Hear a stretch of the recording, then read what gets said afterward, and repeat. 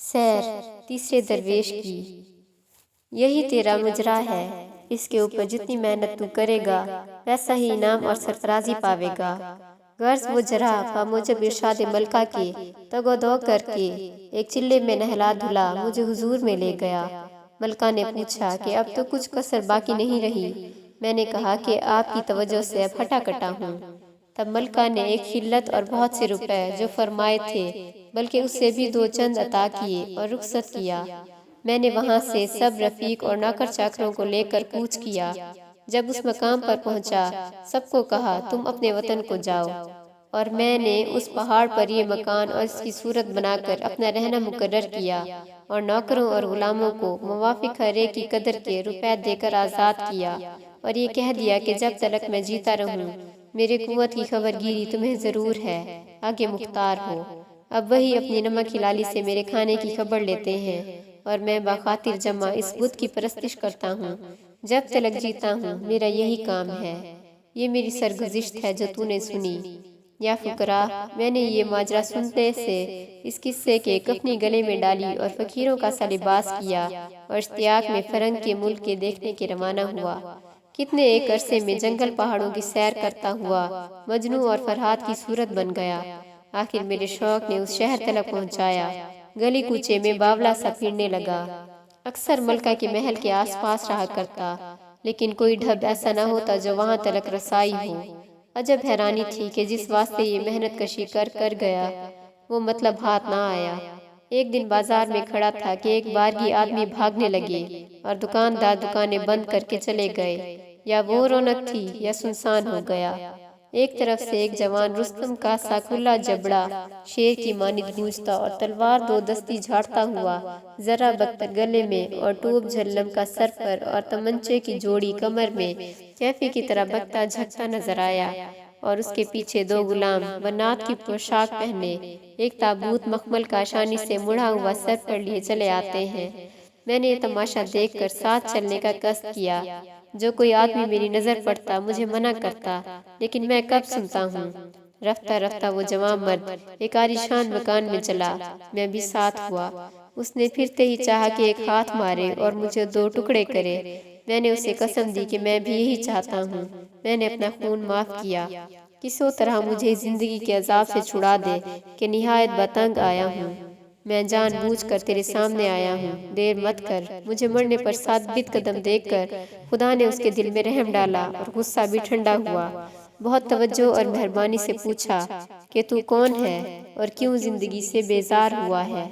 میں نے کہا ذرا بیٹھیے تو کہوں، میرا قصہ بہت دور دراز ہے اور عشق کے پنجے میں گرفتار ہوں، اس سبب لاچار ہوں۔ یہ سن کر اس نے اپنی کمر کھولی اور ہاتھ منہ دھو دھا کر کچھ ناشتہ کیا۔ مجھے بھی باعث ہوا۔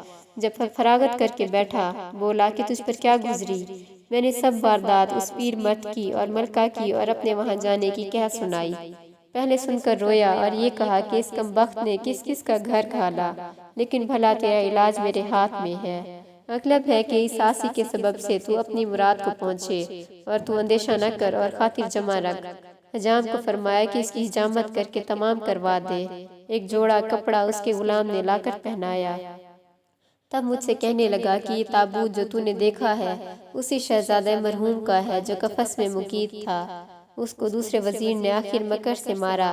اس کی تو نجات ہوئی کہ مظلوم مارا گیا۔ میں اس کا کوکا ہوں۔ میں نے بھی اس وزیر کو بضرب شمشیر مارا اور بادشاہ کے مارنے کا ارادہ کیا۔ بادشاہ گڑ گڑایا اور سوگند کھانے لگا کہ میں بے گناہ ہوں۔ میں نے اس سے نامراد جان کر چھوڑ دیا۔ جب سے میرا کام یہی ہے کہ ہر مہینے کی 9 چندی جمعرات کو میں اس کے تابوت کو اسی طرح شہر میں لیے پھرتا ہوں اور اس کا ماتم کرتا ہوں۔ اس کی زبانی احوال سننے سے مجھے تسلی ہوئی کہ اگر یہ چاہے گا تو میرا مقصد بر آوے گا۔ خدا نے بڑا احسان کیا جو ایسے جنونی کو مجھ پر مہربان کیا۔ سچ ہے، خدا مہربان ہو تو کل مہربان۔ جب شام ہوئی اور آفتاب غروب ہوا اس جوان نے تابوت کو نکالا اور ایک غلام کے عوض وہ تابوت میرے سر پر دھرا اور اپنے ساتھ لے کر چلا۔ فرمانے لگا کہ ملکہ کے نزدیک جاتا ہوں، تیری سفارش بامقدور کروں گا، تو ہرگز دم نہ ماریو، چپ کا بیٹھا سنا کیجو۔ میں نے کہا جو کچھ صاحب فرماتے ہیں سو ہی کروں گا۔ خدا تم کو سلامت رکھے جو میرے احوال پر ترس کھاتے ہو۔ اس جوان نے قصد بادشاہی باغ کا کیا۔ جب اندر داخل ہوا، ایک چبوترا سنگ مرمر کا ہشت پہلو باغ کے صحن میں تھا اور اس پر ایک نمگیرہ سفید بادلے کا موتیوں کی جھالر لگی ہوئی الماس کے استادوں پر کھڑا تھا اور ایک مسند مغرق بچھی تھی۔ گاؤ تکیہ اور بغلی تکیے زربفت کے لگے ہوئے۔ وہ تابوت وہاں رکھوایا اور ہم دونوں کو فرمایا کہ اس درخت کے پاس جا کر بیٹھو۔ بعد ایک ساتھ کے مشعل کی روشنی نظر آئی۔ ملکہ آپ کئی خواصیں پس و پیش اہتمام کرتی ہوئی تشریف لائیں، لیکن اداس اور خفگی چہرے پر ظاہر تھی۔ آگے مسند پر بیٹھیں۔ یہ کوکا ادب سے دست بستہ کھڑا تھا، پھر ادب سے دور فرش کے کنارے مؤدب بیٹھا، فاتحہ پڑھی اور کچھ باتیں کرنے لگا۔ میں کان لگائے سن رہا تھا۔ آخر اس جوان نے کہا کہ ملکہ جہاں سلامت، ملک عجم کا شہزادہ آپ کی خوبیاں اور محبوبیاں غائبانہ سن کر اپنی سلطنت کو برباد دے فقیر بن مانند ابراہیم ادھم کے تباہ ہو اور بڑی محنت کھینچ کر یہاں تلک آ پہنچا ہے۔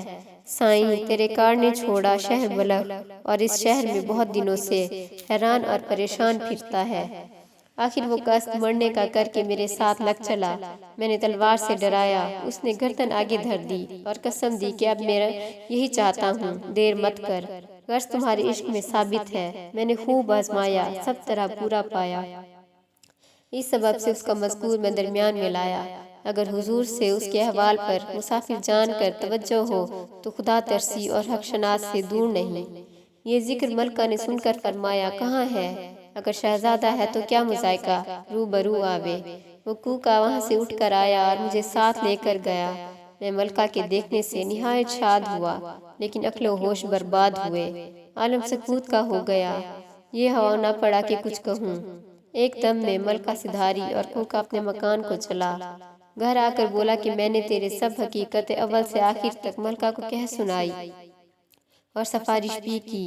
اب تو ہمیشہ بلا ناغہ جایا کر اور عیش خوشی منایا کر۔ میں اس کے قدم پر گر پڑا، اس نے گلے لگا لیا۔ تمام دن گھڑیاں گنتا رہا کہ کب سانجھ ہو جو میں جاؤں۔ جب رات ہوئی میں اس جوان سے رخصت ہو کر چلا اور پائیں باغ میں ملکہ کے چبوترے پر تکیہ لگا کر جا بیٹھا۔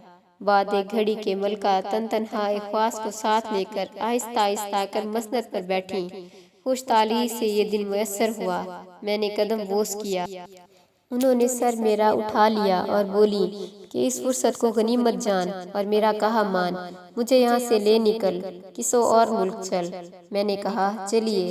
یہ کہہ کر ہم دونوں باغ کے باہر تو ہوئے، پر حیرت سے اور خوشی سے ہاتھ پاؤں پھول گئے اور راہ بھول گئے اور ایک طرف کو چلے جاتے تھے پر کچھ ٹھکانہ نہیں پاتے تھے۔ ملکہ برہم ہو کر بولی کہ اب میں تھک گئی، تیرا مکان کہاں ہے؟ جل چل کر پانی نہیں تو کیا چاہتا ہے؟ میرے پاؤں میں پھپھولے پڑ گئے ہیں، رستے میں کہیں بیٹھ جاؤں گی۔ میں نے کہا کہ میرے غلام کی حویلی نزدیک ہے، اب آ پہنچے، خاطر جمع رکھو اور قدم اٹھاؤ۔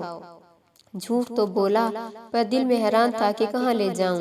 عین راہ پر ایک دروازہ مقفل نظر پڑا۔ جلدی سے قفل کو توڑ کر مکان کے بھتیر گئے۔